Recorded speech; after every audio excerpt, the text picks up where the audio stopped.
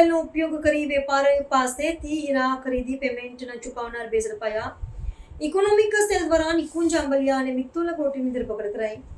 આ બંને સાથે મળીને સુરતના હીરા વેપારીઓ સાથે 4.80 કરોડની છેતરપિંડી કરી. હીરા અને ટેક્સટાઇલના બિઝનેસ માટે સુરત શહેર આખા વિશ્વમાં વિખ્યાત છે અને હીરાના જે બિઝનેસ છે એ અનુસંધાને ઘણા બધા કિસ્સા એવા જોવા મળતા હોય છે કે હીરાના વેપારીઓ એના બિઝનેસમેન પાસેથી લોકો હીરા ખરીદતા હોય છે અને વિશ્વાસ ઉપર એ લોકો પેમેન્ટ પાછળથી કરવાની શરતે હીરાની ડિલિવરી અક્રોસ ધ વર્લ્ડ કરવામાં આવતી હોય છે.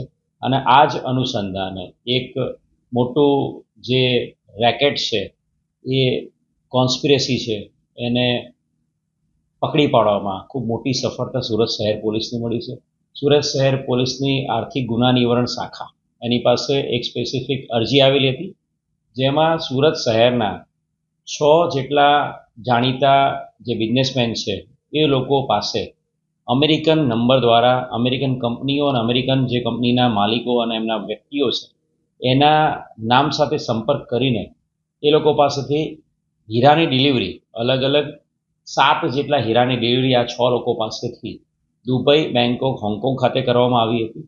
અને આ 7 જેટલા હીરાની કિંમત ટોટલ $5,32,000 અમેરિકન ડોલર અને રૂપિયામાં ગણીએ તો 5 કરોડ જેટલા હીરાની કિંમત થાય છે. આ હીરાની ડિલિવરી મેં કહ્યું એ પ્રમાણે દુબઈ, હોંગકોંગ, બેંકોક કરવામાં આવ્યા બાદ જે 7 દિવસ બાદ જે ડિલિવરી પેમેન્ટ કરવાનું હતું એ પેમેન્ટ કરવામાં આવ્યું નહોતું. અને એનું સંધાને એ તમામ અરજદારો છે એ પોલીસ કમિશનર શ્રી ગેહલોત સાહેબને મળ્યા હતા અને પોલીસ કમિશનર શ્રી ગેહલોત સાહેબની સૂચના અને joint commissioner of police crime branch Raghavendra Vats સાહેબના માર્ગદર્શન હેઠળ economic offences wing, crime branch અને સાયબર ક્રાઇમ 3 ડીસીપીના માર્ગદર્શનમાં ટીમો કામે લાગેલી હતી. ઇકોનોમિક ઓફેન્સની ટીમ, સાયબર ક્રાઇમની ટીમ અને ક્રાઇમની ટીમો આ જે આખું જે નેક્સસ છે, આખી જે ક્રિમિનલ કોન્સ્પિરસી છે એને ડિટેક્ટ કરવા માટે લાગી હતી. અને અનુસંધાને એક ગુનો ઇકોનોમિક ઓફેન્સીસ વિંગમાં દાખલ કરવામાં આવ્યો છે અને આ અનુસંધાને 2 આરોપી નિકુંજ આંબલિયા અને બીજો આરોપી મિતુલ ગોટી જે એમકે ડાયમંડ ફર્મનો પ્રોપરાઇટર છે, અત્યાર સુધીમાં આ ગુનામાં 2 આરોપીની ધરપકડ કરવામાં આવી છે. સર, આ શું એમો હતું એનો કઈ રીતે પોલીસને ધરપકડ કરી? આ આખું નેક્સસ જે છે, આખી આ જે ક્રિમિનલ કોન્સ્પિરસી છે એ આજથી 5 મહિના પહેલાં જૂનમાં આખી આ કોન્સ્પિરસી કરવામાં આવી હતી.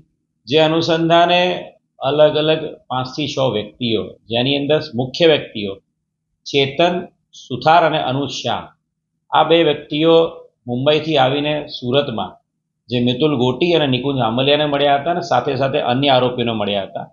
અને આ લોકોએ નક્કી કર્યું હતું કે આપણે સુરત શહેરના જાણીતા જે ડાયમંડના બિઝનેસ સાથે સંકળાયેલા લોકો છે એમનો અમેરિકાની અલગ અલગ કંપનીઓના ઓફિશિયલ વ્યક્તિઓ તરીકે કોન્ટેક્ટ કરીશું વોટ્સઅપ દ્વારા, અમેરિકન વર્ચ્યુઅલ નંબર આધારે. અને એ દ્વારા આપણે આ લોકો પાસેથી જે ડાયમંડ છે એની ખરીદી કરીશું અને ત્યારબાદ પેમેન્ટનો 7 દિવસનો વાયદો આપીને પછી આપણે એ ફોન બંધ કરી દઈશું.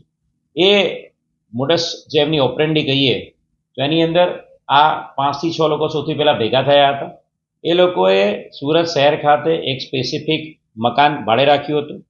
ત્યાં એમણે સૌથી પહેલાં એક ડમી સિમ કાર્ડ લીધું હતું, જેનો ડોંગલ તરીકે ઉપયોગ કરીને એનો ઇન્ટરનેટ ઉપયોગ કર્યો હતો. એની સાથે સાથે એ લોકોએ વર્ચ્યુઅલી અલગ અલગ અમેરિકન નંબરો વોટ્સઅપ એક્ટિવેટ કર્યા હતા. આ એક્ટિવેટ થઈ ગયા બાદ આ જે આરોપીઓ છે એમણે એક્ઝિપિડિયા નામની વેબસાઇટ અને અલગ અલગ જે બીજી વેબસાઇટ પરથી અમેરિકન જે ડાયમંડ સાથે જોડાયેલી કંપની અને એ કંપની સાથે જોડાયેલા એમના એમ્પ્લોઈઝની ડિટેલ અને એમના ફોટોગ્રાફ્સ મેળવ્યા હતા. અને આ ફોટોગ્રાફ્સનો ઉપયોગ એમણે વોટ્સઅપમાં ડીપી લગાવીને કંપનીના ઓફિશિયલ નંબર તરીકે બતાવવા માટે કર્યો હતો. ત્યારબાદ સુરતના જે વેપારીઓ છે એમની વિગતો એમને રેપનેટ નામની જે વેબસાઇટ છે, રેપનેટ ઉપર તમામ વિશ્વના અલગ અલગ મોટા ડાયમંડના બિઝનેસો પોતાના ડાયમંડ્સ છે સેલિંગ માટે એની ડિટેલ્સ મૂકતા હોય છે. અને એ જે વિગતો છે સુરતના ડાયમંડના જે વેચાણ કરનારા લોકો છે એમના ડાયમંડની વિગતો રેપનેટ પરથી મેળવી હતી.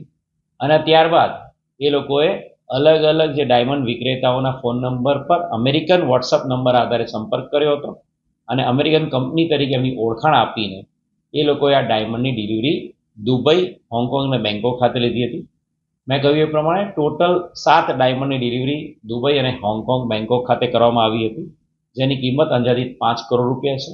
આ આખી જે કોન્સ્પિરસી છે એની અંદર 10થી વધુ લોકો સામેલ છે. હાલ 2 આરોપી નિકુંજ અને મિતુલની ધરપકડ કરવામાં આવી છે અને અન્ય આરોપી બાબતે અલગ અલગ તપાસ ટીમો મુંબઈ અને અન્ય શહેરોમાં મોકલવામાં આવી છે.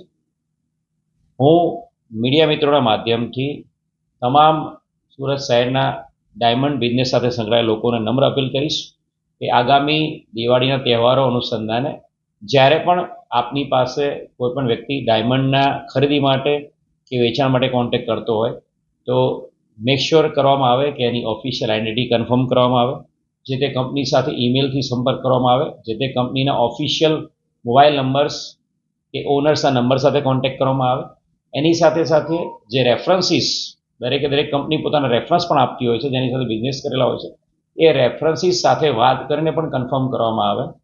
અત્યારનો જે કિસ્સો છે એની અંદર ફક્ત અને ફક્ત વોટ્સએપ નંબર, અમેરિકન વોટ્સએપ નંબરના કોન્ટેક્ટના આધારે 5 કરોડથી વધુ કિંમતના હીરા ડિલિવર કરવામાં આવ્યા હતા. એટલે આ પ્રકારની જે ભૂલ છે એ કોઈ પણ બિઝનેસમેન ના કરે. એ ટેક્સટાઇલ સાથે જોડાયેલો હોય કે હીરાના બિઝનેસ સાથે જોડાયેલો હોય કે કોઈ પણ પ્રકારના બિઝનેસ સાથે જોડાયેલો હોય. મીડિયા મિત્રોના માધ્યમથી હું તમામ સુરત શહેરની જનતાને પોલીસ કમિશનર શ્રી ગેહલોત સાહેબ વતીથી આ નમ્ર અપીલ કરું છું.